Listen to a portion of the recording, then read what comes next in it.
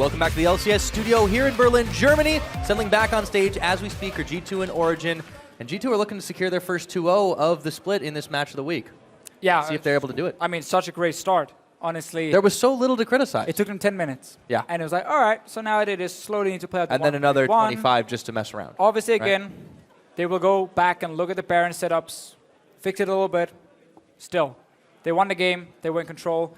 They also managed to get 3 Cloud Dragons in a row and then an Ocean Dragon. That's like the worst combo you can possibly get, like at all. And they weren't phased by it. Well, they had a great composition that would outscale anyway with the Fizz, so... It's important not to tilt over dragons. It is, but man, they've got it covered. That's some of the things that can happen, which obviously are not great for teams, but we will see now. We are hoping for 2 more things, or 2 new things. We want a closer game with a bit more action in here, and we want to see an Infernal Drake or Mountain Drake. Well, we have to leave the second one up to chance, but at least for the first one, Origen can maybe draft a little bit differently around how they were played. They're going to be on red side this time because, of course, the teams are swapping between for the best of 2s. I really want to see the Azir not fall through picks and bans this time. Yeah, that was that was a little curious, in all honesty. We had some surprises. I didn't actually expect 3 mid lane bans against Perks when there is such a massive amount of good picks in the meta. And them being Zed and LeBlanc, too. Right, again, because they were still, we saw the Fizz. They are still Victor. Azir were open. Picks we will see almost picked in every game around the world. So the bans didn't really do that much from Origen. They are on purple side now. I think Origen is trying to get the Caitlyn pick in their first rotation to not be forced on that Corki. We baited you guys. We're back. And we're about to go into picks and bans. It is about to start. And right on time. Hybrid. If there's any team who knows about Hybrid and his Braum, it is probably G2. And wouldn't you know it, they also know about his Bard. Well, that's another one. So 2 support bans this time, and the Rise is still banned by Origen. It goes back to them, and this time they remove the Nidalee from play. So G2 banned Lucian in the last game, together with the 2 supports here. They can technically leave the Lucian open and first pick it, because as we saw, there are so many trades. Like, okay, we get Nidalee, you get Kindred. We get Echo, you get Maokai. There's all these different trades happening in the pick and ban phase, so you can first pick something that really stands out, which is the Lucian pick. But that would obviously give a Caitlyn over to Forgiven. Still, I would value Lucian above everything else when it comes to 80 carries right now. He's just so insanely strong. Well, you talked about the odd Rek'Sai pick, too. That's not going to happen this game. If there was somebody who would be very likely to pick it up, you would think Amazing would be up there, but he's not going to get the chance this time. And it's interesting because there's still the Kindred available. Yes, and that's why G2 are banning the Rek'Sai to try and bait OG into banning the Kindred. And saying, okay, you know what, then you have to ban Kindred now, we can take a free Kindred, but what you can do as Origen is have this fill ban, which is the Trundle now, and then you trade Kindred for potential Lucian. And say, fine, you might get the best available jungler, but we can get the best available AD carry. But then there's still Caitlyn available. But then there's still Caitlyn, it's such a back and forth with how many top tier picks there are right now. It's so hard to win this. And that's why I really like the mind games there from G2, saying we banned a Rek'Sai, so if you do not ban Kindred, we will first pick her, because we just trade the Caitlyn for Lucian, and we still get very high value on the 80k. We don't have to first pick Lucian because Caitlyn were available. Origen could potentially have said, you know what, we're going to ban a Cait as the last one, so you have to first pick the Lucian, and we get the Kindred. Those are the kind of trades we see all the time. Origen giving a little bit of a nod over to the performance of Perks last game. I don't think they'll pick up the Fizz for themselves, but it's always a possibility. Honestly, it's not a bad early pick because it's a flex pick. You can take it top lane, build a tank, or obviously you can move it to mid. So I actually don't think this is terrible by OG. It also kind of shows me that they're afraid of Perks taking it again, even blind. Maybe because Power V was saying, guys, I haven't practiced enough against the Fizz at this level, so I don't want to risk even a matchup where I have a counter pick to potentially hurt me because Perks played such a strong Fizz in the first game. So they kind of take away, but also secured himself a good flex pick right now. Yeah, so the Caitlyn's picked up. The Maokai's locked in for Kikis. He'll be pretty happy. No more Corki. Around on thanks. Yeah, we don't need to worry about the Corki this time because Forgiven got his hands on Lucian. So everything is pretty much shaking out as we expect, with the exception of the Fizz being picked up on Origen's side. Curious to see where that does go, if it lands in Soaz's hands or if Power of Evil takes it. Yeah, it honestly depends. We can easily see Origen say we take Fizz into Maokai up in the top lane. Fizz is not the strongest early laner in top either, but he doesn't get punished as hard as in the mid lane, and he scales really well as a big tank and still with decent damage from just his kit in the late game. But a lot of standard picks still coming in. Elise, obviously with all these jungle bans and the jungle first pick. At least it's become like the next jungler you go for. We don't really see Graves anymore. He's just too weak when it comes to actually applying early pressure on the map. He's a strong skirmish jungler, but doesn't really gank well. And also people want a more tanky option for the late game, because you see less of these fully itemized tanks. And then you have like an Elise going bit tanky, you have Fizz going obviously tanky, and then that's your front line. You have the Alistar in this case, that's your big front line. Yeah, it's kind of like three sort of tanks working together to form, the Voltron of tanks. You would hope, at least. Okay, there. Come on, just leave it on the Azir. That's what I'm talking about. So you can actually play Fizz into Azir, but you need to have a very, very good Fizz play doing it, and you need jungle attention around the mid lane, so you never get counter ganked when you go for all-ins as the Fizz. But then once you hit level 6, you can actually put pressure on Azir. It is a tough matchup to play, though. I want to see if Power People is ready to take the matchup, because then they can just pick Echo top for Source and then put the Fizz mid. Right, but I really want to talk about the other pickup in this rotation, the Tahm Kench support for Mithy. Obviously, he's hovered it, teased it a few times. Why do you think they went for it in this situation? When you play against Fizz, especially if it's AP Fizz, it's so much about single out that one target. Tahm Kench can completely deny that. Keep your backline safe. Like, look at your backline here as G2. You have Azir and Caitlyn, two of the strongest late game damage dealers we have. And then really long range. Again, think of the zone control. When you have when you have Azir soldiers. We do have Victor now. We also do have Victor. When you have Azir soldiers, you have traps. Basically, what G2 was saying is we need something that stops one of our carries from getting one shot. And that's where Tahm Kench comes in. Yeah, so a lot of protection availability for that too, and it also helps them build up the extra tank line because of the Tahm Kench just able to zone off, as well as the Maokai. This is going to be a really, really tough comp to get through. OG, for their hand, they have a lot of damage, though, with the Victor added in for Power of Evil. Also worth noting, so far, double teleport for them, too. They still have a little bit of time to change it up, but I don't see that changing. So this time, it's OG that would have the double TP advantage if things stay as they are. Right, and one of the things about Lucian is, yes, he's God tier, of 80 carries. But he is fairly weak in the late game against very long-range comps. Because obviously Lucian is a low-range 80 carry. Yes, he can get a rapid-fire cannon later on and gives him a little bit of range on one hit. But against Azir, against Caitlyn, late game he can struggle to get proper damage on the right targets, and he's kind of forced to just hit the Maokai every time, and then suddenly his effect is greatly reduced. That is something we have seen in our draft around. We know you're going to get Lucian, we take Kate, we take Azir, long range against you, and we try and play around it. And we'll see if they keep it up now. If you guys think that G2 are going to win this one, just keep on tweeting us at LOL Esports, hashtag G2 win, or if Origen will tie the series, hashtag OG win is your cue to call on that one. So, fans are obviously pretty hyped for this one. It's our match of the week. This one is going to get real, real good. I'm hoping for it to be very close. We're going to get team fights. I think we're going to get some team fights with these comps, that's for sure. But let's see what happens as we see these teams leave it all out in the rift. Yeah, Game 2, starting off. Definitely get some team fights in this one here. And we get our Azir, we get our Victor. We didn't see them in the last game. We were like, why? Guys, come on, they're so good. Now we get them. Everything is back to normal. First game was just trolling, man. It's okay. It was just a test. Also for Origen. And clearly they failed the test, so now they have to show. They've been practicing for so many weeks for this specific matchup. And they're invading one more time, just like last game. Yeah. See how it shakes out any differently. Trick is waiting in the wings, but he does not want to step too far forward. A ward quickly cleared away. And Origen know the game is up, so they want to move out of the danger zone. Amazing is a little bit late, a little slow, and he gets tongued for it. So some other things as well about this Tahm Kench pick, which is interesting. Got a pause? Yeah, we get a pause.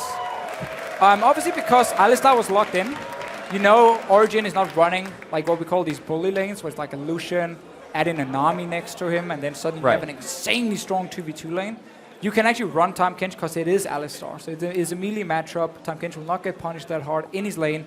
And also what happens often when you run these Lucian lanes is you want to time your engages as support, with the Lucian then dashing forward, getting the double tap, Q right after, get the double tap, and you win almost every single all-in. Because Lucian is so good in that short span of time with his damage, Tahm Kench says, nope, not going to happen. When you engage on my Caitlyn, and you want to dash forward, he's going to eat the Caitlyn, obviously, stop all the damage, and then you get these very long, drawn-out poke wars instead between AD carries, where Caitlyn can always get a few hits in, and then get saved by Tahm Kench when you get the all-in from the Alistar Lucian. So it is actually a smart pick to try and counter what Lucian wants to do. And I feel like the entire pick and ban phase from G2 were built around the fact they took the best jungler to give the best AD carry and then draft against that AD carry. With everything they could. Time Games to deny all-ins, long range, late game with Kate Azir, against the low range, Lucian. I want to see if it pays off. I want to see if Forgiven here can just carry his team. I mean, that's the thing. Can he rise above what they've really built against him? There's still a lot of late game damage available on this team. You talked about how hard Fizz can snowball. Yes, he's going to likely go a lot tankier this time. Yeah, but he doesn't necessarily have to because you've still got the Elise, you've still got the Alistar. I want to see if he maybe decides to go a little bit more damage. It depends on how much he does against Kikis. Pyra, I am sorry. It will be a tank Fizz. All right, fine. But we've also got late game Victor. We do have late game Victor. So we have still late game damage. And he's one of the reworked mages who see a lot of success. His ulti is crazy good right now. Now they get more damage from these extra procs happening. So like 3 procs coming in the entire duration over the 6 seconds, every 2 seconds. So it's a lot of damage. And we see a lot more Victors now just fully max out his item very early. The little Hex Core. So you get the extra movement speed as well on that ulti, and it's very hard to get away from it and just keeps ticking. Tons of damage for him, obviously also his laser coming in these fights. The changes that he did receive with the mage reworks. Good for him, bad for others. It really made him terrifying. Yeah, some of the mages really benefited from it. Swain is another one, obviously. Vladimir is a strong pick now as well. And then you have Cassiopeia, who's just kind of crying, and she can't even buy boots. Still not getting over that one. Well, we're still in this pause session, by the way. It is a client freeze on Forgiven's side, so looking into that one to try and solve it real quickly. But in this early game, do we see the teams trying to go for the lane swap again? I don't think so, because this 2v2 is actually not terrible for either one, unless Forgiven and Hybrid aren't confident to take into the Caitlyn. So we could see G2 swap, also because it's against the Fizz up in the top lane. Not because Fizz will like destroy the Maokai in the early game by any means, but just to keep Source further down. Because you got to keep in mind with Maokai, one of the reasons he's so good is even if he falls behind, he has damage reduction just from his ulti. He has a point-on-click CC. So he can get 1 or 2 items and still be behind, but still be extremely useful. Fizz is one of these top laners who need to get a good start, who wants to get a few items rolling. So not only is he a tank, but also has decent damage and can actually jump on some of these carries and be a threat. That's a big difference between them. So you could see G2 saying, you know what, we want to just try and keep Source down right now because our Maokai, even if he's only on 100 CS when the rest is on 200, will still be extremely strong. And that's why Maokai is such an S-tier pick in the top lane, because just his kit is broken. Well, whatever does happen. I mean, at least Kikis doesn't seem too worried about it. I think this G2 squad, we saw him a little laughy, maybe a little so giggly, nervous very he actually loose. fainted. I mean, that's a very comfortable position to faint in. But okay. Sometimes you're lucky. Yeah. I think this team, though, they've come into it just looking at the way that they seem to have interacted on stage just in the brief glimpses we've gotten. They're really, really like, I like hey, look at Origen so focused and trying to like talk to the referee here, and then in the background is just like Kick is sleeping. They're still on vacation. You had to do it, Pyra. We're in Europe, man. We're supposed to support our region. But then again, it's a staycation. They're back. Fine. They're back. Yeah, they won't have to. Well. They won't. Yeah, they actually, despite a lot of the backlash they got about it, they really were just kind of like, okay, well, we're just going to roll with this. And then they released this crazy video right ahead of the split to build all the hype. I really got to hand it to G2 building on their own hype. Trick is the least badass person I've ever seen trying to make it rain in a video like that. How many people have you seen make it rain? Just Trick, basically. Okay, so he's the lowest of every one person you've seen. I just normally wouldn't put Trick in a video where he has to look pretty badass. But he pulled it off. Yeah. Well, the whole team so far lived up to the expectation, at least. They played a nearly flawless game 1. Obviously, we don't want to draw any conclusions from that. But if they can close out the series here, it does kind of stamp their authority to say, hey, bring it on. We can challenge anybody in the European LCS because Origen is still perceived to be a very strong team. I mean, this is what we talked about coming into the games. G2 should be able to just play really well from the start because it's a full bot lane you move over. So there's no synergy issues between the bot lane. It's just about bot lane and the rest of the team. But they've had enough weeks to scrim. And at the same time, there are so many star players on this lineup. So I'm happy to see them playing well in the first game. I want to see Origen step up their game in this one. And I want to see Origen show that they also have a star-packed lineup who can challenge a team like G2. But it might take more time because, again, there's a bit more synergy to be built, a few more questions. Yeah. G2 so far have answered those questions, though, for themselves, that their bot lane would be able to slot in. They would be able to affect those changes effortlessly. It looks that way so far, but we still got plenty of game to play as we get back out of the pause situation. So far, it looks like we will be in for those standard lanes. Mithy going on a little bit of a roaming spree to see if there's anyone else hanging out in those brushes, but no, it's just the jungle buddy system up top side, and everything is so standard. Yeah, Perk's got 3 Raptors there with the saplings from Kiki setting him up. 2 saplings, gets the small Raptors very low, and that means 1 hit coming in from an Azir, and then he will get them. So you see him having a small experience advantage early on. He gets level 2 now. And what do we look at bot lane? Because G2 will do some early trades, and Hybrid missing the pulverize here. The Tom Kent stacks building onto Forgiven. A little bit of trouble to start things off here. Might have to munch his biscuits a little sooner than he wanted to. And Pyro, you know we've been here long when I'm already done with my water number 2 and we into the second. You know, you got to stay hydrated, Deficio. It's like drinking potions, staying healthy. Mithy is having a little bit of fun in this bottom lane. Meanwhile, Power of Evil's not having nearly as much fun.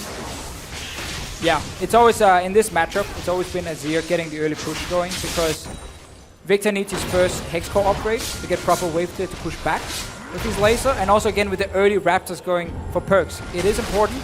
Early level 2 means Victor has to just back away, and that gives the push for the mid lane. But amazing early gank here. We talked about this Fizz who really wants to get a few items under his belt. One way to do that is by ganking the Maokai. A level 3 gank. Spider coming in, flashes, and a flash followed by Kikis. Exploding Spiderling, they land the cocoon! And that's first blood over to Soaz. Amazing, just completely tricked all of us with that flash. He was waiting for the reaction as well from Kikis. Ended up saving the cocoon, went into Spider Form, went then back out to cocoon, so kind of missed everything around. But he got the flash from Kikis, he gets the first blood over to Soaz. Great start here from Origen with the standard lanes, with the Fizz, who can, even as a tank, become so hard to deal with. Yes, he won't one-shot you, but you won't be able to kill him in time. He can dodge around with Trickster, and he has decent base damage. So Soaz picking up a little extra gold in his pocket. He'll be pretty happy with that situation, starting things off. But Amazing's not going to rest. He moves right down towards the bottom side, will run right into the ward, recently placed. You lied to us. Or not! He tricked me too. Yeah. Turns his attention towards the Wolf Camp instead. And Trick Speaking of blue Trick. buff, because obviously when you see an early gank on top side with just a red buff, you know blue buff is still available and you just steal it away. Did he just miss or just barely get his Mark of the Kindred? He just got it. Yeah, okay, cool. That's one of those really good feels. It's like when you catch the bus, like right as it's pulling away. Yes. Best feeling ever as a Kindred. I'm feeling your blue buff and then, oh, is that Rift Scuttler getting It's like marked the game wants here? me to get fed. Perfect. Maybe the game is making up for the 3 Cloud Dragons from game 1. Except it's still a Cloud Dragon. Ah! Unlucky. Oh! Flash! Pulverize from Hybrid, knocking Mithy right into the team, but it's a 3v3 as Trick was there. Exhaust is on him, and Hybrid is caught all alone. Sven will get the kill onto that one. First pickup for G2 Esports, and it goes to the 80 carry. And we really have to call out that play from Origen because they knew Trick had been on the bottom side. He had taken away the blue buff, he got the Rift Scuttler.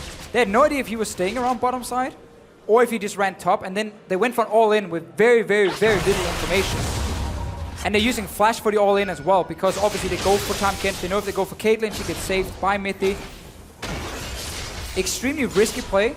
The kind of plays you like to make in scrims to kind of test. But then in LCS, we often see teams starting and say, no, we don't know where the jungle is, we don't want to risk it. But Hybrid here just said, you know what, let's all in for it. No idea where the Kindred is, and instantly counter-ganked. Yeah, Hybrid only got the knock up on the Mithy. That might have been the red flag there, and you can see Forgiven already a little bit too low, couldn't get further involved in that, and the Tongue Lash kept him even further out of the fight. Going for Mithy was technically the correct choice, because in Origen's mind, it's just amazing coming for a gank. It's a 3v2 situation. You take the Tom Kench, you knock him back, you kill him, because then he obviously can't save it on, he can't devour himself. So it was the correct engage in that sense. I just think their play was extremely risky when Trick had just been on bottom side. Well, and it speaks to the same type of plays that got Origen into trouble last game. They started out very even with the lane swap situation, then tried to fight when they didn't have full vision of where the jungler was. Punish them yet again. So 1-1 in kills is the score. G2 holding on to a 300 gold lead. Not very significant, but it is only 6 minutes in. Perk's still bullying a little bit on Power of Evil, but there's not a huge CS differential there. The bigger one is up top, where Soaz has been out farming Kikis, and of course on the bottom side, on the other side, where Sven is out farming Forgiven, who used to really have those incredibly dominant CS numbers, but he's obviously having a little bit of a harder time now.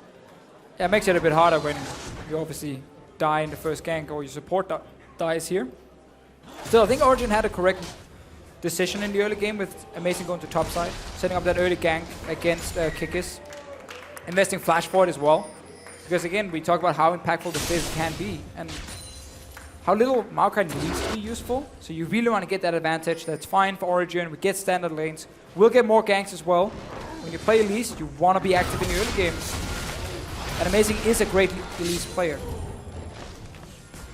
He certainly made good use of it here. Still, one gank good, one not quite there because they didn't have enough vision of where Trick was on the map. Mythy and Sven have really been bullying, though, pushing Forgiven and Hybrid down bottom. You have to think that Amazing will try to take advantage of this situation. He's just not there yet, still hanging around towards the mid and top side. And a lot of pink ward coverage by Origen as Perkz tries for the shuffle, is denied by the flash from Power of Evil. Yeah, so basically forcing the flash. Trick showed himself around the mid lane. Didn't use flash himself on the side of Perkz, so good little shuffle in. That means you can now follow up with a gank once you get your ulti available from Perkz' side.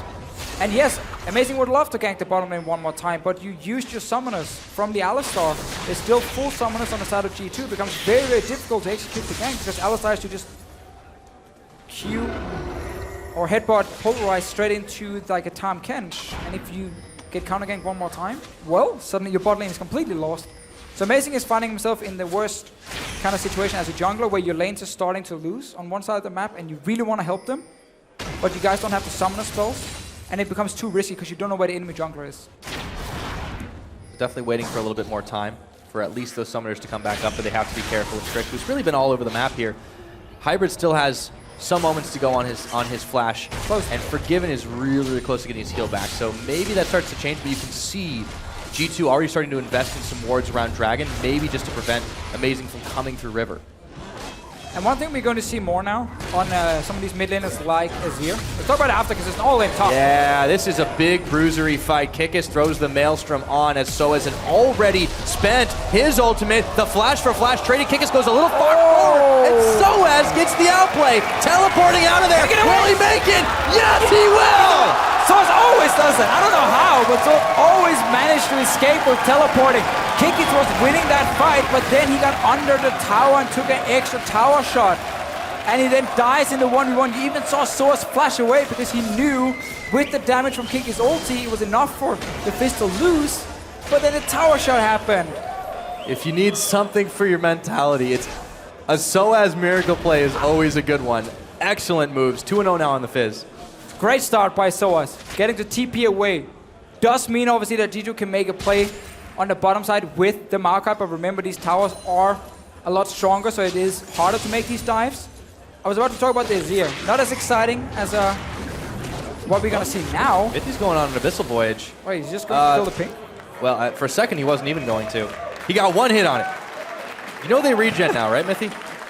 I mean, they can technically set up the Maokai TP as we talked about just before.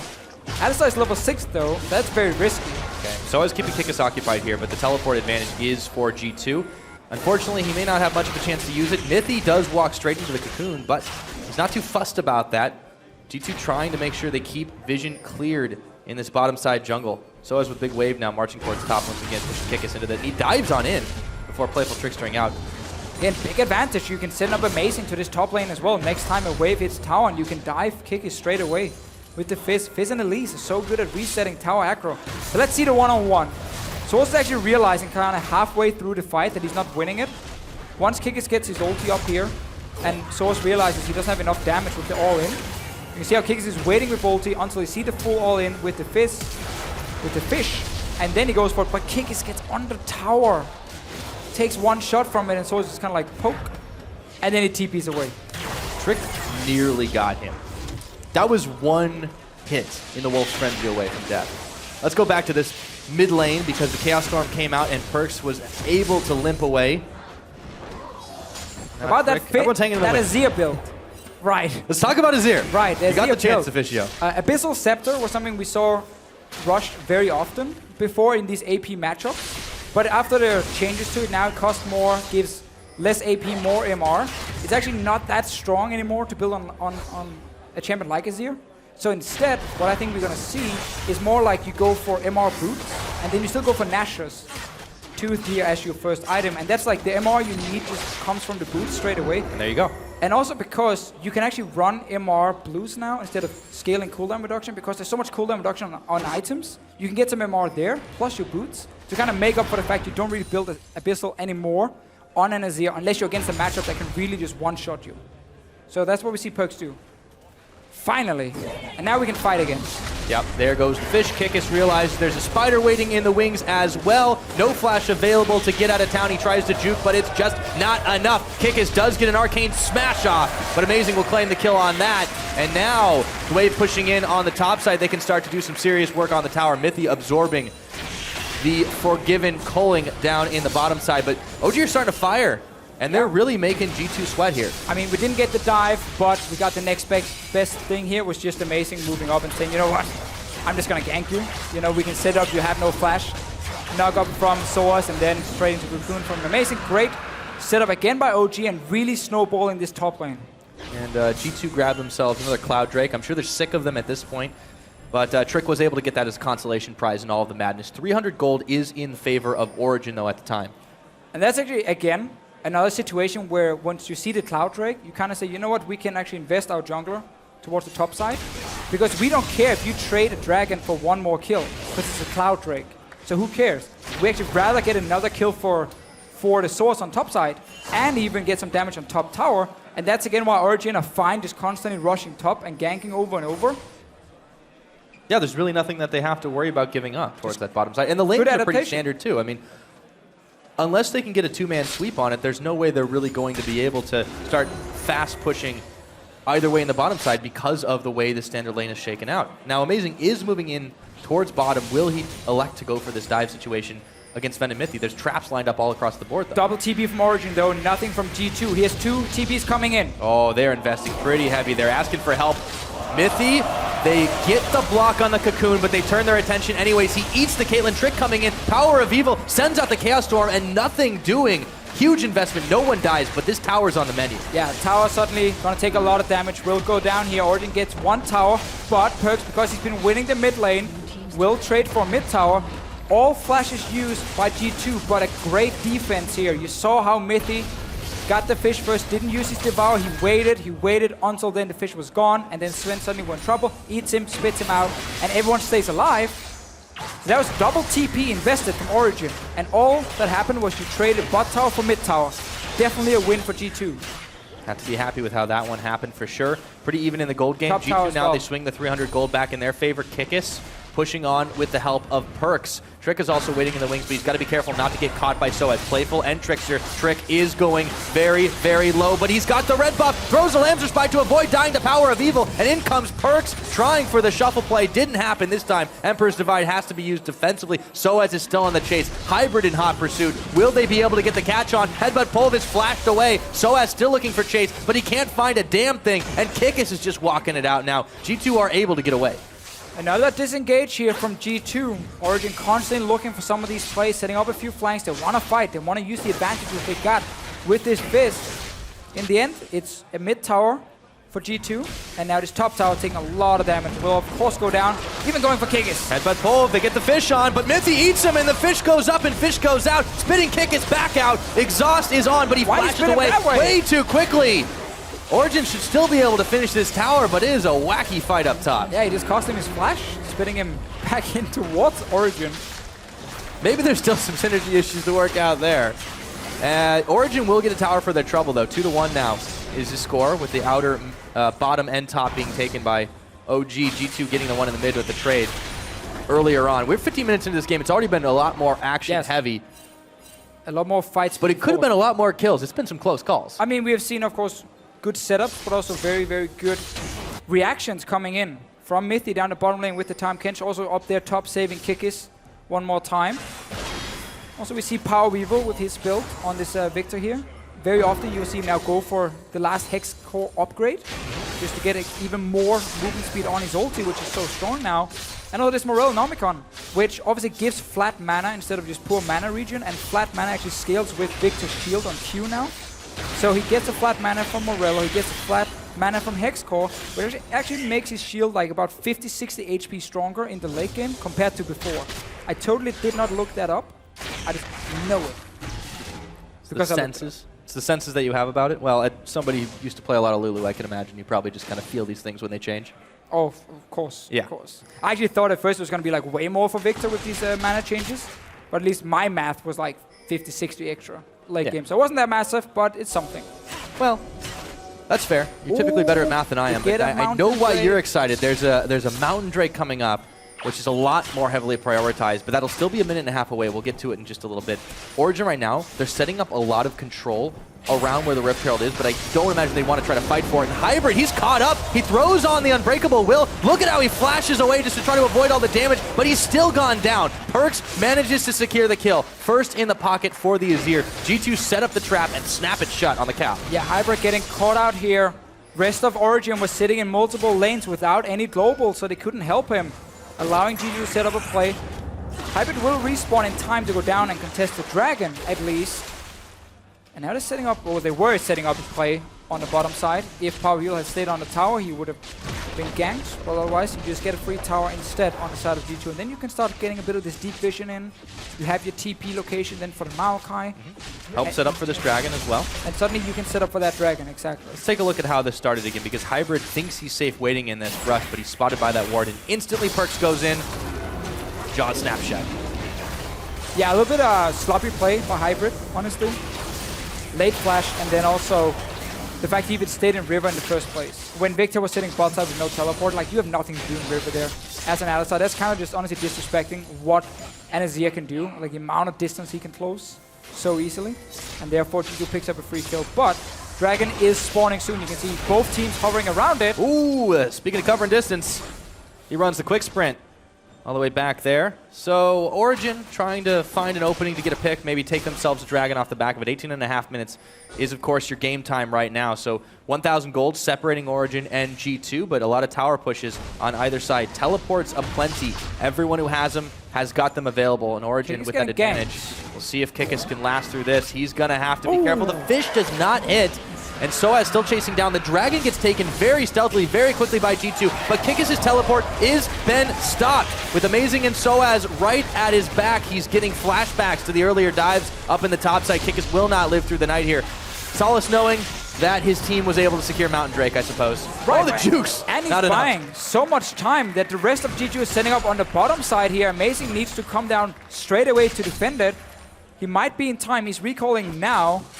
But Origen is saying, we don't care about that second Dragon. We just want more kills for Soaz. And again, make him this split pusher. See how much damage G2 can actually get on tower, because Amazing is on the way from base. They have that bonus true damage from the Mountain Drake as well, helping them out even further. Forgiven sends his calling flying just to try and clear the wave away, but there's another one right at the back of it here. Is there any wards behind for Soaz to TP on?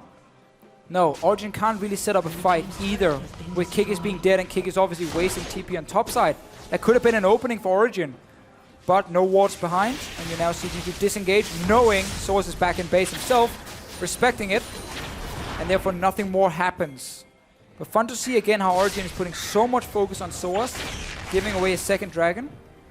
Mountain Drake is very good for these compositions with Caitlyn, with Azir, like these long range comps that can actually get some hits on towers.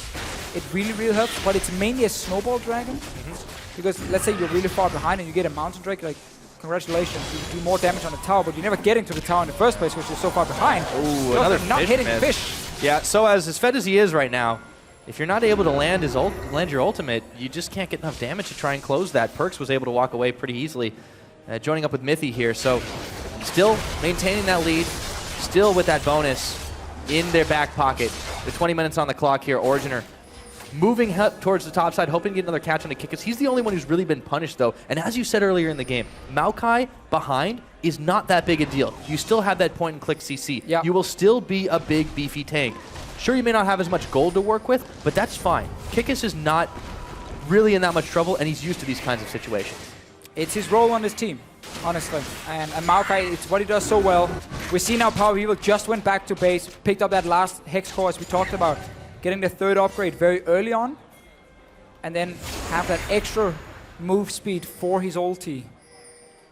And now we need to see, coming into this team fight, it's going to be very, very explosive. Origen especially have a lot of burst damage. Victor straight away with his ulti. Lucian so quickly can get down so much damage. one of the reasons this Ghostblade Black Cleaver is so good for Lucian is because he can apply the Black Cleaver stack so quickly. Well, shred a lot of armor as well, but yeah. Even so, Kikis is still going to be a big beefy frontline for him to deal with. If he can't wear through that, he can't really apply all that armor shred to anyone else. So this is actually where their Lucian build really benefits Origen. In this case, because the Maokai has died so many times and is behind, so he didn't get to rush any massive armor items yet, which means their flat armor penetration is good. Later on in the game, when you have like Sunfire, when you have a Randuin, so maybe you have a Thornmail, then this flat armor penetration does very little for the Lucian. Then you want percentage armor penetration instead. And that's where Lucian can struggle late game, killing these big tanks with this build, because you don't really get enough crit coming in, which you normally see for late game AD carries. Tons of crits. You see the Caitlyn build, obviously, with Infinity Edge. But it is so good in the mid game, and so good against squishy targets. Constantly remove that flat armor means you can almost deal true damage if you get fully stacked with Black Cleaver. And that's important for the moment that they have this power spike, because on the other side, Sven is going to have some trouble with the Caitlyn mid-game dip, as it's commonly referred to. They still have a lot of other options in terms of damage, in terms of being able to fight. But where can OG really get in and use the pollution to its advantage? Well, I mean, they want to fight now, honestly, with this. Obviously, the thing to add is it's with the Ghostblade, the flat penetration. Black Cleaver is percentage that he does reduce once you stack it up, so that is good for Forgiven. He can get a Last Whisper as well, and then basically what he's lacking is the crit for a late game build. But he gets percentage from Black Cleaver, he gets it from his Last Whisper. It is the armor penetration on the Ghostblade that is only great in the early game, mid game, not the greatest in the late game. Just to make it clear. Yep. We have the timers that the teams can work with. Amazing. Ooh, you got to be careful not to walk right into the Sand Soldiers like that. Another tower is taken up in the top side. This time it's courtesy of Trick, and they start pushing with Sven towards tier number 2, but Amazing and Hybrid are waiting in the wings with Forgiven not far behind. They have to be careful. The Cocoon narrowly misses, and that's the cue to get out of town. So Jiju's still the team pushing in these side lanes first with the Caitlyn every single time, trying to put a bit of pressure on these tier 2 towers, and Origen are always kind of waiting for Soaz to be in position to do something, but he's also been roaming around a bit, so not been able to like extend his CS lead, but he's been picking up all the kills instead. Sunfire almost completed for Kikis. He's currently sitting on about 800 gold, so he's getting there, slowly but surely, still at the point where the Ghostblade flat arm penetration does have value, and then of course the percentage from the Black Cleaver. And every second that it keeps ticking towards the clock, this really does help G2. You look at this composition they have. They've got the Caitlyn, they've got the Azir, they've got the Maokai. It just gets scarier and scarier and harder to deal with. On the other hand, OG are not bereft of late game, as we talked about this. Soaz, even though he's tanky, he should have a lot more power in the later game, and the Victor is ridiculous. Yeah, I want to see Origen fight now for this next Dragon here. I want to see them say, you know what, we have the Lucian in a massive power spike with 2 items. We have our fully completed Hex Core for Victor. He's strong as well in these mid-game fights now. We don't want to risk going full late game against Caitlyn, against Azir, against a Kindred as well compared to an Elise. So I want to see Origen contest this next Dragon. It's a Mountain Drake too. Problem is G2 have been setting up really well. They have a lot of deep vision behind. There's no minion wave they need to deal with right now. This big wave on top side is going to be pushing down fairly slow. Kikis has teleport to go up and clear it out, and then TP in. And there's no opener. Origen not doing anything because they lost that river. They just said, you know what, we're not going to risk it. That's 2 Mountain Drakes now for G2. That gives them a lot of tower burn to just try and keep poking away. And when you've got enough range on you like Caitlyn, like Azir, it's going to get so much harder for OG to really try and contest and push back. Yeah, not only just tower damage, but also Baron control. You're going to get also later on, like 1 mistake from Origen, and that Baron is going to be bursted down much faster than normal. OG might say, you know what, we didn't have vision for Dragon, so we didn't want to risk blind checking. Instead, put your focus on Baron then, try and force the team fight around the Baron. But I really don't think Origen are looking to go extremely late game here without doing anything. They need to start setting up something. Use this Lucian and his strong 2 items. Well, right now, Forgiven hasn't had as much to do in this game, just trying to stay sideways and clear things out. And will pick himself up a red buff. And if they can start pushing forward and trying to grab vision around this river, stop G2 from getting a sneaky Baron attempt off or anything like that, it's going to be so hard. But there is the fight in the middle, and Hybrid goes forward, but Perch is going to quickly flash away. A teleport is burned. Lambs respite everything. Ultimate's flying. The fish goes down, misses again from Soaz, but this might be the opening they need to take down mid-tier 1. Yeah, G2 using a lot here to try and defend both Kindred ulti and then of course Mithy also devouring a target. So a bit of miscommunication again from G2. Origen finally get a bit of an opening, even though it's actually Perkz who started it by moving close to Power Vivo. They might get 2 towers here. Just turn straight around. So this is what OG wants. Finally they get a tower here. Obviously Forgiven building towards that rapid fire cannon, we would expect to get a bit of extra range coming in. But doesn't have it just yet, so he has to be careful of stepping on these traps. You take a lot of damage all of a sudden as a squishy. Very true. They have to calling disengage. Mithy taking a lot of damage, but Trick and Kickus looking to chase down Hybrid. Backing off of that. G2 are able to successfully defend tier 2, but the opener from all of those ultimates used allowed them to grab at least one on the outside. And we just get to see some of the damage Origen can deal. Perkz obviously shouldn't be diving straight forward there in the mid lane, even though he had the safety of both Kindred and Tahm Kench. End up using the flash for it. Maybe trying to just force out a flash from Power Vivo with his own ulti. TPing now straight to top. Baron is where G2 is hovering around. And honestly, Origen is still not being in control. Even though they were so far ahead on top side. 3 dragons. And river control for G2 almost all game long.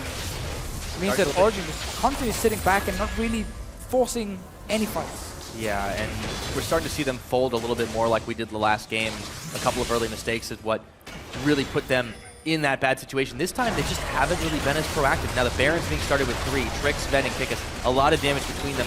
Amazing will be able to get the vision down if he wants it. He's going to have to go for the hero steal, though. Is this not going to finish up? Here we go. He goes up. He goes down. Will he stay out long enough to get the smite off? No, they turn attention. He steals it away. Amazing gives his life for the Origen cause. G2 thought they could just kill him before the Baron went too low, but of course there's a Hurricane in there as well from Sven dealing a bit of damage. Very hard to just only hit Amazing, and the Baron kept dropping lower and lower and lower. And suddenly he gets it, but the reason G2 could rush the Baron was again double Mountain Drake. Extra damage. Had 2 guys hovering around mid, buy a bit of time, but then Amazing gets the steal, making sure Origen aren't done yet. But they're still playing from behind. And it seems very hard for Origen to really make any proactive plays until now. You have the Baron buff. This is your time. They bought themselves just a little bit of a breathing room, though. Still G2 in that lead. They still have all of the map control. But they made an oopsie. And credit to Origen, credit to Amazing for the hero punish. Let's see how it went down once again. Goes down to about 2,000 before he goes up. Yeah, look how fast G2 can rush it down. I think now they're saying we can kill Amazing in time before the Baron is low enough. But also with Power Vivo using his ulti over the wall was enough damage to get Baron low. Amazing gets the smite off. Ends up stealing it. Sieging is still so difficult though. Lucian is too low range. We even see actually it's Phantom Dancer coming for Forgiven. The reason, from what I could gather, at least on Phantom Dancer in cases like this, is when you are against tanks like Maokai, he has decent damage, but when you get a PV, he actually doesn't really do anything to you. And you can kind of ignore him in these fights, like you will still have to hit him a few times, but he will never really be able to kill you. I still think Rapid Fire Cannon, when you're facing very long range carries, and also ranged jungler, is extremely good.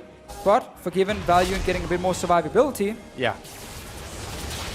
And Kickus having to burn his flash to ensure his own survivability. Origen with the Baron and powered minions shoving down this top side. It looks like for a moment G2 were caught with their pants down, but they do recoup, move up to defend this tower, and Origen aren't able to continue the push. But Soaz is on the bottom side uncontested. They will be able to get something out of this. The next Dragon's coming up in 45 seconds. It's another Mountain Drake.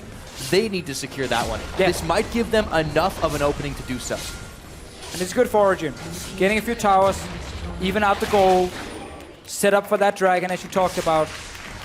Next one is going to be Elder Drake after the mountain, of course. So we will get no more of these fancy dragons. No Infernal Drakes have shown up. No Infernal Drakes have shown up. Yeah. At all. Instead, though, Origen still hovering around. A lot of towers going down. Slight goal lead for them. They couldn't ask for more. And it all came down to a Baron steal, where G2 didn't even need to risk a Baron steal. They had map control. They had double Mountain Drake to rush it down in time. As soon as they saw Amazing, they could have just disengaged. But they stayed in and said, we can kill him in time.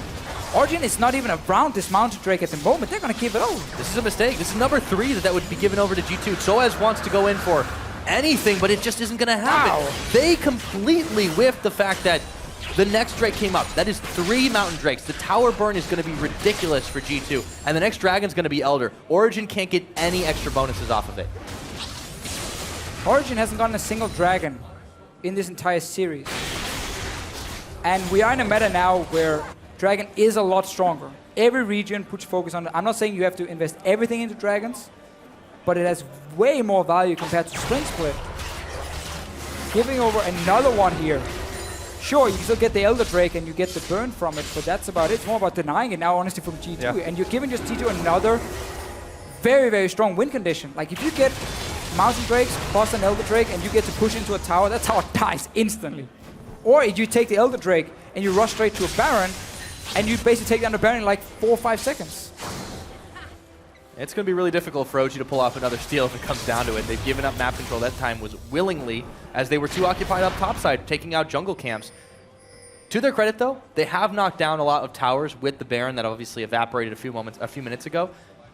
But what can they do to keep this momentum rolling? Trying to keep G2 pushed in seems to work for now, but what are they going to do when they realize they can't necessarily fight a 5v5? They have to win a team fight. They have to. Like, that's basically it for Origen. They're not going to be able to play a 1-3-1 game. Okay, Mythy's stunned up. That's a lot of damage dealt, but he can Grey Health it back up. Amazing. Still trying to punish him here, but they're zoned out of their own mid lane. They have to recall back to base to save the tower. Still the 1v1 in the bottom side.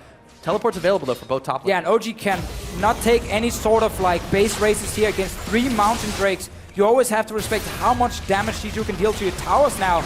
This one is already down to 50%. We're already seeing it. And it's just one little move, that tower is dead. Yeah. Like, as soon as you're slightly out of position now, as Origen, you just get punished even more. Uh-oh.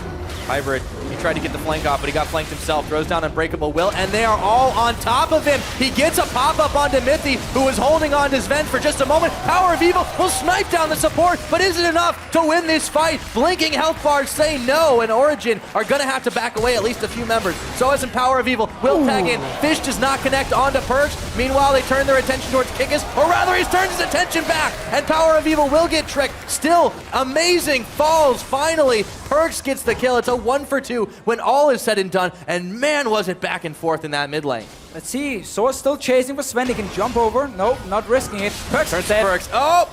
Until the Sand Soldiers come to his rescue. And now Kickus, all alone, will try and TP out most likely. And once he realizes he can't, actually no, he gets the recall. No one chased him here. Power of Evil has been farming and farming and farming. He's gotten to the point on this Victor now where he deals a ton of damage. He needs a Void Staff, and then he can start literally one-shotting things. Basically, G2 is saying, oh, you're going to flank? Okay, we want to try and catch you out. Mythy is actually staying far back because he's ready in case the headbutt happens onto Sven. Eats him, but then we see the damage come in from Victor. Late ulti from Trick at the same time.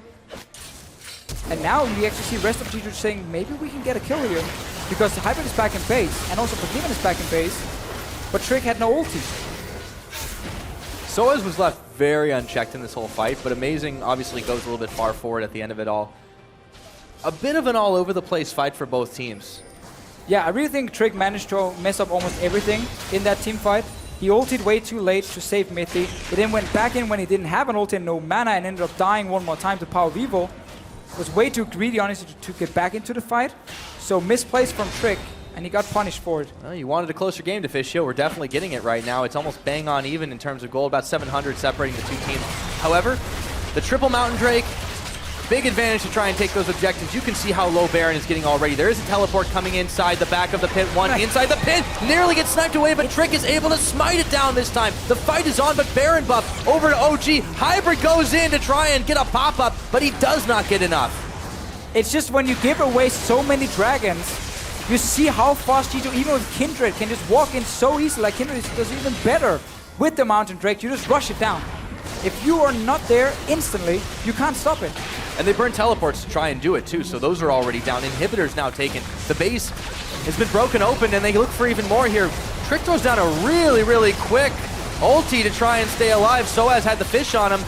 They look like they're chasing him back and holding strong, but is the timer running out for OG? Well, Trick's saying, here, I want to just get some damage on tower. I'm going to pop the ulti before anything can happen, before I can get CC'd, get a few hits on tower.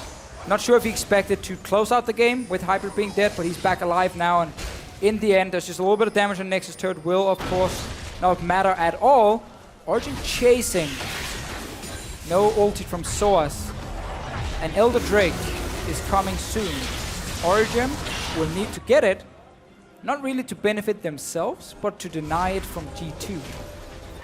They haven't been able to secure Drake all series, as you've said. They'll have to switch priorities real quickly. It's just been in their blind spot constantly in the 2 games we've seen so far. G2, though, right back in the driver's seat. It's a Blood Razor Kindred with 3 Mountain Breaks versus 1 Baron. It's not a fair fight. The Baron is alive for 4 seconds anyway. Well, and their smite even wasn't even there to make that even close to a 50-50, or I guess at this point like a 80-20. 15 seconds on the next dragon, but it won't really matter with Perks and the rest of the G2 crew moving up towards topside to try and take out this inner turret. Amazing will run right into Mithy and decide he would really rather not get caught by the Tahm Kench. That tower just gets cut through. Yeah, it is faster to kill a tower than a pink ward at this point of your G2. You can see it right there. Soaz going in. Soaz going out. He does get the playful trickster on, a little bit of AoE damage. Wave is cleared through, and a Culling gets absorbed by Kikis. They fall back to the Sundisk turret. Hybrid needs to pull up an insane flank here. As soon as G2 moves up to that tower, teamfight needs to start instantly from Origen, and they have to win that fight. Kikis is backing here. Will he teleport back into this? Sven nearly runs into the gravity field. He does avoid it at the last second. Teleport comes back in. There's Kikis. They're looking to try and finish out this tower. Chaos Storm comes up and the Lamster's bites on. There Hybrid does pull off the massive flank, but they can't kill anyone with the Lamster's bite on just yet. Soaz will take out Sven. Gets a double kill. Nails Trick in the back. And this might be the fight that OG are looking for. Kikis on the retreat. Gets eaten up by Mithy. Will they stay alive? Running and running as fast as they can.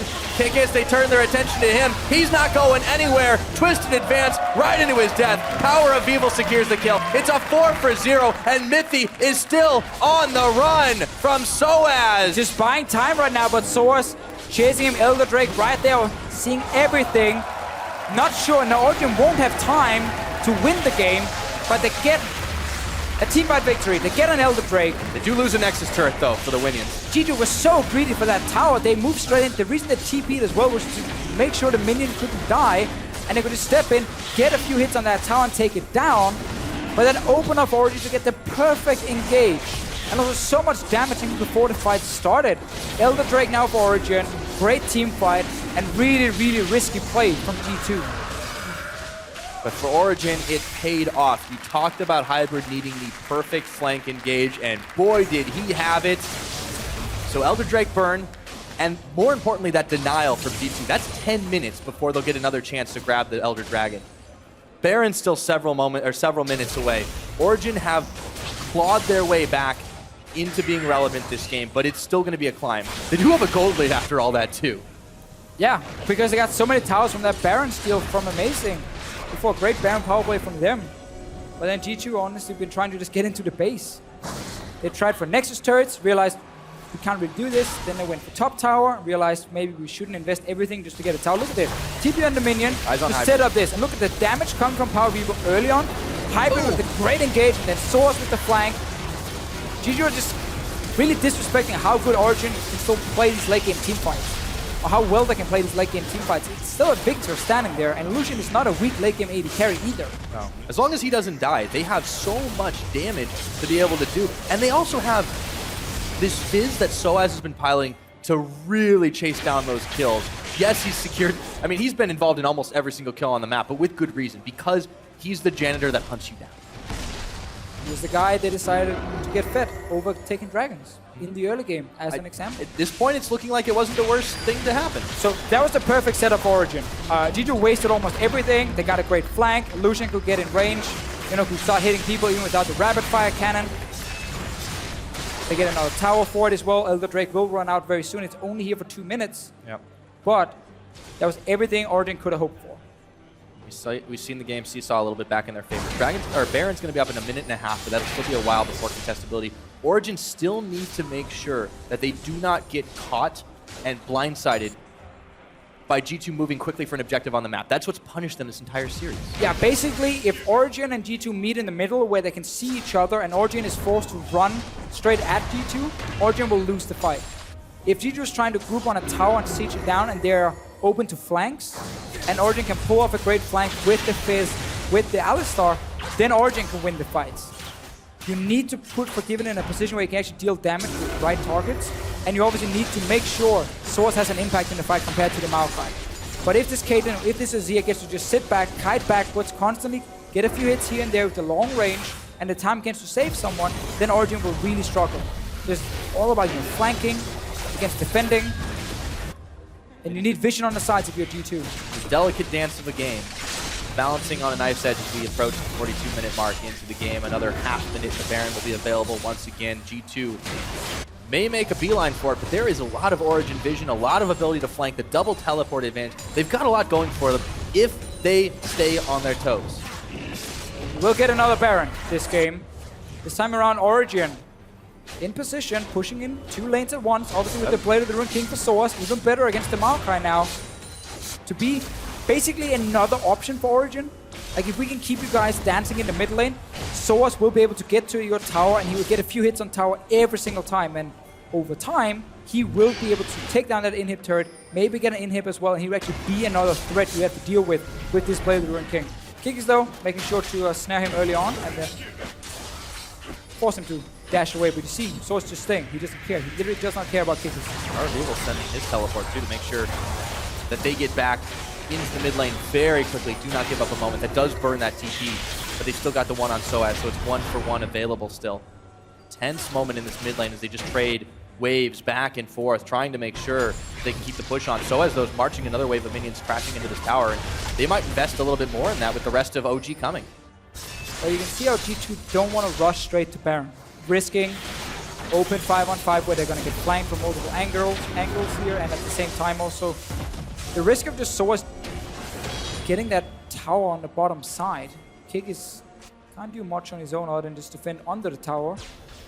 And then you wait for TPs to happen. But it is Origen with control, with the river control. Here you see Source just give a few hits on tower, just a few hits, poke it a few times. Then you jump out and you do this the next 5-6 waves. And then this tower is dead. Takes a lot of time though. I mean, it's true. It's a slow march, but able to get it. Perks dodges out of the cocoon from Amazing. Trying to push forward into OG territory and deny them getting a little bit more vision here. Mithy does clear out the last of the wards in the back of that pit.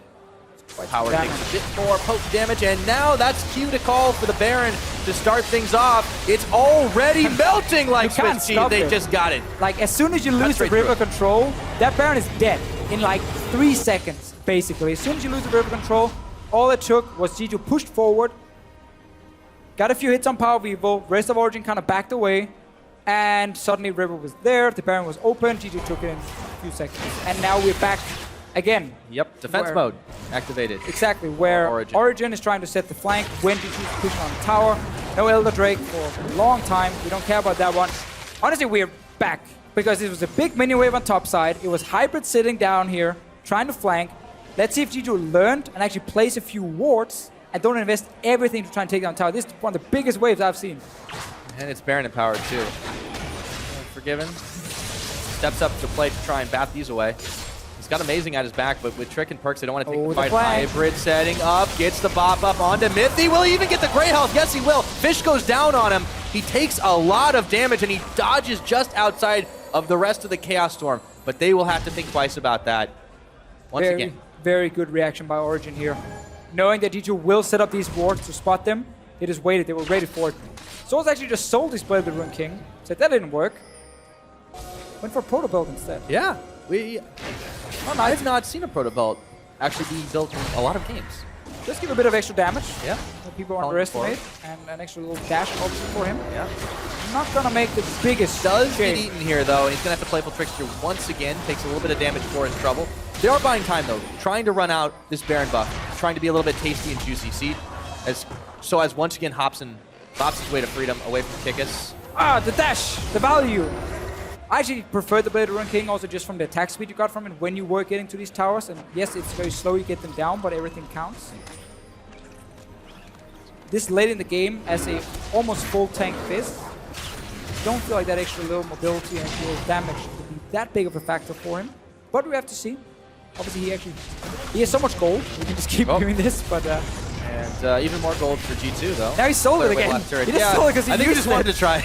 Now he's on an hourglass. Okay, fine. All right, whatever. When that's on cooldown, he's going to sell that too. Yeah, and they caught Perks with the Cocoon. There's the Chaos Storm, but it's not enough damage to finish him off. The Fish comes in onto Kikis, and that tickles him. But again, Origen setting up for another flank. Perks taking a lot of damage, had to use flash. Kikis just stayed around. Perks is getting the recall. I mean, they haven't powered recall thanks to the Baron buff, so they should be able to get out a little bit quicker, but they don't want to stagger if they're going to have to fight. So OG keep the pressure on, looking for anything they can find here. Still found Kikis. They get the headbutt pulverized, but he gets eaten by Mithy. Everyone gets saves. Mithy now is the one in the back line, but Trick, oh, that's a lot of damage. Procs his shields, but still half his health is dealt already. Soaz looking to dive onto the front. They've caught Mithy. He can't even gray health. Forgiving gets his first kill of the game. 46, almost 47 minutes in, and Origen still threatening.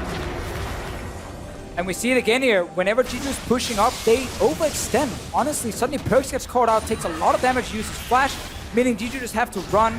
Origen keep coming from different flanks. Pick up one more kill. Elder Drake, 1 minute and 40 seconds. It's another important one. To keep denying. If G2 gets it, they can just literally walk straight in, almost one-shot towers.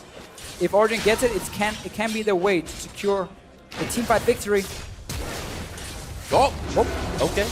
Try again at 3.5. Perks had no flash, so technically the play wasn't bad. Like, the idea wasn't bad. No, he just needed to hit it. Wasn't. Oh, but they do have Perks on the Chaos Storm, and that's going to force him to dodge out of that. They don't have any extra damage on the tower, but still, the win conditions are just so clear for these two teams. Origen need to get picks or get a fight, win it, and then start marching down. G2 just need to carefully peck away and wear away at that base, just like they were able to do in Game 1. Kikis gets the recall, even though he's spotted in full vision from the rest of Origen. But it's so tough for either team to execute that as well as they want to right now. Full builds, full items, 48 minutes. The next Dragon, honestly, could decide everything if it gets fought over directly. We've rarely seen these straight up 5 And spots. it will.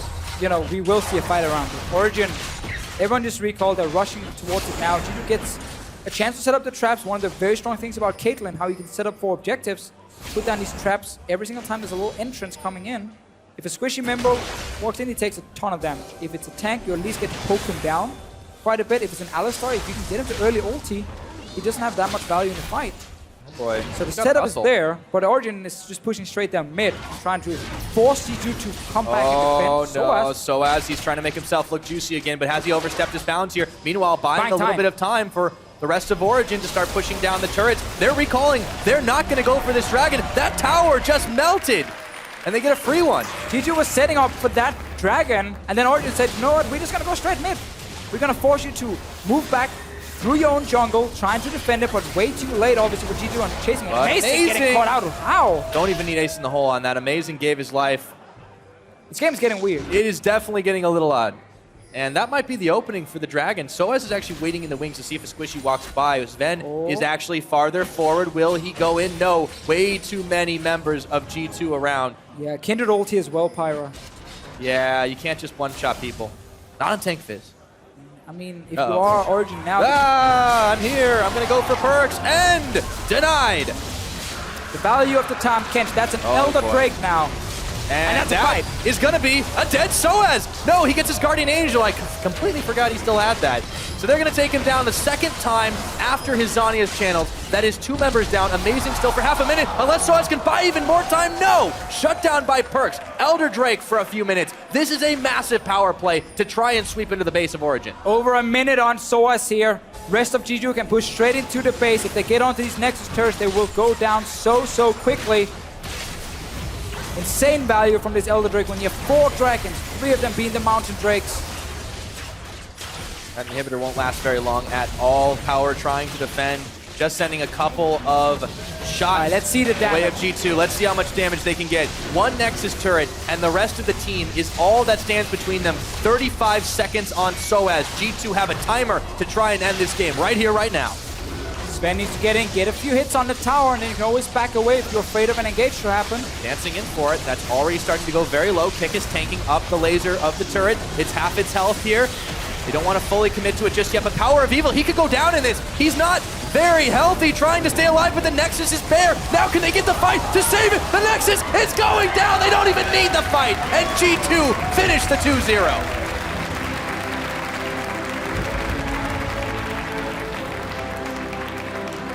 Very happy bot lane from G2 after picking up a win against their old team. Great start for them, 2-0, 3 points. Game 1 lived up to the expectations we had for G2. Game 2, however, we got to see again some very aggressive moves. Suddenly Origen found ways to respond, found ways to get back in the game, became very, very close. But then suddenly, after that little trade, mid-tower for Dragon Control, Amazing got caught out, Elder Drake died, G2 had it, and was just straight towards the Nexus. They did get a little antsy in 51 minutes of play, but in the end, prioritizing where they needed to be on the map, better than Origen. Yes. Pushing the lead where they needed to, better than Origen. And they walk away with a well-deserved 2-0. Basically, we had two teams looking at the way to play out the early game completely different from each other. One team said we value kills on our Fizz above early objectives like dragons, while we had G2, as we talked about multiple times in the early game, with this Maokai saying, you know, we can afford Kikis falling behind because he's still a Maokai who will have a lot of value, and we're gonna get these dragons and build them up. And then later on in the game, we were like, okay, now surely Origen with like Ghostblade, Black Cleaver, Lucian, 2 items on this Victor as well. We're like, okay, now they're going to fight for these dragons, so like 3rd or 4th dragon. We gave them up again. They just weren't there. And suddenly, G2, even though they made mistakes, had so many ways to constantly just come back and win the game. And rush down multiple Barons as well. They died in a few seconds. It gives them the safety net to be able to make a couple of mistakes and come back. We started to see some of that old G2 shine through where they did get a little impatient. They pushed themselves a little too far forward and got punished. Hybrid had that miracle play up in the top side. Sure. Massive effort for Origen to hang on to life. I mean, that game could have been over a lot quicker than 51 minutes. They were far behind for a lot of it in terms of dragons at the very least because you know, it wasn't just Cloud Drakes this time, so they had something to fight for. Well, definitely a G2 lineup who's showing a lot of good things, especially in the early mid-game. Yeah. But some questions late game, things they have to work on for the future. And an Origen lineup coming into this, I mean, you don't want your first game to be against G2, the team we expect to be the best. But you can't help scheduling. And exactly. You know, I mean, it's also because you got to the final in spring, so that's why it's the first game. The second game was such a massive improvement over the first for them in terms of decision-making, in different terms of watching them. They played a different comp. We talked about pick bans had to be different. They did build themselves up a lot of safety for error and safety for falling behind. It worked out really well for them. Yeah. So, you know, I'm looking forward to see what they do going from here. But we're going to go ahead and check in with Pulse on side stage, who's standing by with Mithy. Thanks, guys. I'm here with Mithy after that 2-0 victory in the first couple of games here. And first off, Mithy, first game crushing, second game a little bit dicey from here to there. So can you talk me through what happened in that series from your perspective? So the first game, they just got outpicked. They probably didn't expect Soraka, and they just picked a poke comp in Soraka, which was like not so smart, and they got outpicked. And the second game, I think they got outpicked too, but we failed to execute their comp because Tam Kench can only eat one guy, and you know I'm not that fat, so yeah. I think if we just if only one guy hit and the rest stayed back, like we did towards the end, well, because we were just learning throughout the game, we would have not the game wouldn't even be that close, but yeah. Still, it was a very entertaining series to watch. I want to talk about you integrating into G2. How's that been? I heard you had an injury yesterday as well, but you still trooped on and came into this game. So how's it been for you in the last couple of weeks? So the injury is just tendonitis in my wrist. So I just have to like rest a bit and play a bit less. I was just very excited and played maybe a bit too much. In terms of how integrating to the team is and everything, I think it's pretty fun for me. I think in the personal level, I knew for a fact that I made the right choice, and now that I can see that we're performing on stage, I think on a professional level, it's also showing that it's worth it. Yeah, it's very cool to see you as a team look very crushing on the Rift there, Mithy. And I want to take a step back and talk about the meta real quick, because we're now on 610. You picked Tam Kench into the bottom lane, something a little bit different there that's come into 610. So how do you feel about this meta in general? I think there's no meta for supports right now, or at least I'm trying to find it and I can't seem to find it. I think right now what supports kind of do is just, there's so many supports you can pick that you just want to try and like pick the best to annoy the enemy team comp or make your team comp better. So you can see in a lot of regions, support is like becoming one of the last picks, even later than mid and everything. So I think that right now what you want to try and do with your support is like in the first game, pick Soraka to counter their whole poke comp. This game I picked Tam Kench to counter their whole one-dimensional, like not really one-dimensional, but just like they focus one guy and burst one guy really fast, and I can kind of save my team if they don't stick together. Yeah. That's actually a really interesting insight there. So how do you feel like the rest of the roles have opened up? Because funny enough, without it being like the mid lane update, we haven't seen actually many new mid laners other than like Victor. We've seen Swain come out. So how do you think the other roles have been impacted as well? Well, SKT dictated the meta. It has been doing it for a while. Basically, the role is you have an AD that just carries the game, an AP that can carry the game, and then you have a tank top, a carry jungler or a tanky jungler, and a support that basically makes everyone able to do their own thing and kind of like make their team worse. So usually it's the AP and the AD that carry the game, and the rest are just like supportive tools unless you're playing maybe Kindred. Yeah. So last question here, Miffy. So talking about G2 and, of course, OG, how are you feeling about those two teams going at it in the first week and how the rivalry is shaping up? I mean, I personally love rivalries, and I think it's very healthy for our sport, or if some people are going to not say it's a sport or whatever, but that's another topic. Overall, I think it's healthy. I just don't like the fact that people are not making this an OG versus G2 rivalry. It's not about hybrid, it's not about me, it's about Peke and Ocelot, and those guys aren't even playing, so we are the ones working hard and practicing, so it should be about us, and yeah, just make me famous, please. Well, there you have it. Thank you very much, Miffy, for the interview, and congratulations on the win. We're going to send it back up to Des to close out the series. Damn. Thank you very much, Paul. So a fantastic interview there with Mithy. Always fantastic to hear from him. Do take care of that wrist, though. He says it's not, Yeah, it's not that bad. just tendinitis, you know, just a repetitive strain injury. No. Not We hope that he important at takes all. care of it. Yeah. I like the sass, actually. I like the sass coming out of Mithy because he kind of toned down last year and was very polite and was like, yeah, they played very well. We also played very well. But now he's just like, yeah, just make me famous. The fire is definitely there, and 2-0 for G2 in that one. Let's quickly recap what happened in Game 2 for them, because it didn't look like they were set up to win that game.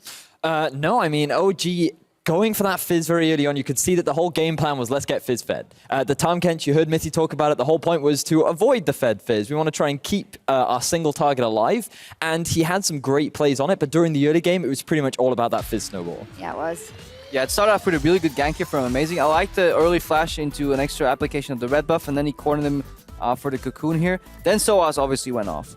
Yeah, I mean, it was just Fizz constantly getting kill after kill up in the top lane. This outplay was, if it wasn't for the tower, I think it could have gone in Kikis' favor, so a little bit unfortunate. Soaz. But yeah, I mean, Soaz performing very well on this Fizz. Again, at least constantly just coming back up to the top lane and making sure that Fizz got fed. So in terms of the early game, everything was going the way that OG wanted. However, we were watching, and I think it was even about 25 minutes in that you already called it, oof, I feel like they are losing the plot, and it turned out to be true. I like how you rephrased that when the actual sentence was like, yeah, OG has lost. It did feel like OG was losing control of the game despite Fizz getting fed, because when the game slows down and OG and the Fizz can no longer kind of breach the lane where the Maokai is in, Maokai can at least hold a little bit, then Origen wasn't doing anything on the map, and eventually G2 took advantage of that. They got the Baron stolen, which again slowed the game down a little bit, but eventually we saw all these cumulative Drakes from G2 just stacking up and resulting into Baron after Baron. Yeah, let's take a look at some of those replays that turned it into G2's favor in the end, and OG lost the plot. I mean, you can just see the power of 3 Mountain Drakes. You have to be set up, you have to be prepared for this sort of a play, and the fact that G2 could get it so convincingly without any sort of response from OG to then go straight into the enemy base demonstrates how much you have to respect these dragons. Yeah, so Baron into pick was great by G2, but then they made the fatal mistake of obviously sieging the top lane tower later on and kind of getting picked off. So they first took the inhibitor, which was fantastic. But this is the fight we're talking about right here. You know, the full commitment into a flanking Origen. And as Mithy alluded to in the interview, I can say one guy, but Tom Kench isn't hungry enough to kind of eat his entire team. So the good flank here from Origen, I think that's what they did well. Whenever a Baron went down, they were nipping the sieges in the butt very early. They attacked on the wards, on the setup. They didn't wait until everybody was in position for just a 5v5 or everybody comes from the front door type of situation. Good from OG here, but it wasn't enough. Eventually, G2 took the game. And I mean, from this point, OG, they looked so good. I mean, everything was in the bag, and then we were both looking at it at the minimap, and then Amazing gets caught out of position, and we're just like, why is Amazing in the enemy base? Why has he been caught out there? So, and this is like really speculative, but just from watching the map, it seemed like Amazing wanted to go for the inhib. So they took down the tier 3 tower in the mid lane, and there was room to take that inhibitor, but obviously Origen were dealing with Fog of War. They had to guess. Obviously, from our point, it's easy to tell. So I think what happened was Amazing calling for the inhib, the team saying, no, back. Or he didn't realize that he made a pathing error and he pathed it into the base. His flash was blown just earlier and he couldn't get across the wall anymore. And that kind of is an unfortunate mistake to what otherwise was a pretty great game. Yeah, definitely. Great game and a great adaptation from Games 1 into Game 2 from OG. But in the end, it's G2 that's victorious and also books themselves 3 points in that. And the player of the game, we heard from him before, is Mithy. We knew that the bottom lane was going to be intact and was going to be strong, but it definitely seems like he has his head in the right place, also reading the meta, although he says there is no meta for supports right now, and having his influence on the G2 lineup. Well, this is a great start for him to becoming famous. I mean, already getting on the player of the game board is a great way to start the season. I'd say he's pretty known already. But, I mean, he had a very impressive Tahm Kench game, especially, I mean, in that game too. The fact that he was saving those important players was very important, and overall, I thought he was a very impressive player. Yeah, and there's quite a few angry Origen fans out there too, so I guess haters make you famous. I guess. Well, whatever happens, G2 did book the win here, 2-0 over Origen, and that's them 3 points. Let's give you an update, because over in the LCS studio and on stream 2, H2K, they picked up a win over Rocket, and they ended the day at 1-1 after having lost Game 1. Krepo, what happened in Game 2? I mean, it was the Jankos show. Yeah, he showed up. First blood is the first part of that clip, but Jankos opens up, immediately gets a killer on Betsy rather. Vander helps him here, but from that point on, Jankos goes off and dictates the pace of the game. He was involved, I think, something like the first 7 of 8 kills. Later on, he was in 17 out of 18 kills, so very high kill participation. After that first blood, though, it's a little mean from H2K, but they started focusing on Koreans. They made Perang go 0-4, Raze eventually went 0-3, and that was 7 out of the 8 deaths that at that point Rocket had. But basically, this is a highlight montage of Jankos cleaning up everything. It was good in terms of what H2K was doing, because they were repetitively Baron baiting. This is something we haven't seen much today from teams. It's well-executed Baron baits. They made 2 picks in a row here, eventually started cleaning up Rocket. Later on, they also had a massive Baron bait to close out the series, so it was a really well-controlled early game with Jankos taking control of the game, and then later on, well-executed, controlled, composed H2K, something we saw in Game 1 as well, but sadly, Rocket was kind of fighting back. Yeah, it was quite interesting to see, because we were following it here as well. It was a 1-1, it was a tie, and the teams didn't really know what to do, so they went in for the hug instead of the handshake. They had the whole Braveheart scene meeting in the middle. What? And then they give a hug. But yeah, it was great to see him. Player of the game went to Jankos in that game, completely going off. Freeze also netting a lot of kills. So definitely for both teams, a good showing on day 1. Over on stream 2 right now, Splice is taking on Vitality, if you guys want to take a look at that. But over here, we've still got a lot of League of Legends to play out today. And coming up next, Schalke 04 will square off against the Unicorns of Love. Don't go anywhere. We will be right back. That's okay. This team you're allowed to throw. But just a bit. Just once per game. Like I can have 1 fly, you can have 1 troll. The flash for Flash trading. Kickus goes a little far forward, and Soaz gets the outplay. Teleporting out of there. Will he make it? Yes, he will! Will he stay out long enough to get the smite off? No, they turn attention. He steals it away. Amazing, gets his life for the Origen cause. Soaz will take out Sven, gets a double kill, nails Trick in the back, and this might be the fight that OG are looking for. Trying to stay alive, but the Nexus is there. Now can they get the fight to save it? The Nexus is going down. They don't even need the fight. And G2 finish the 2-0.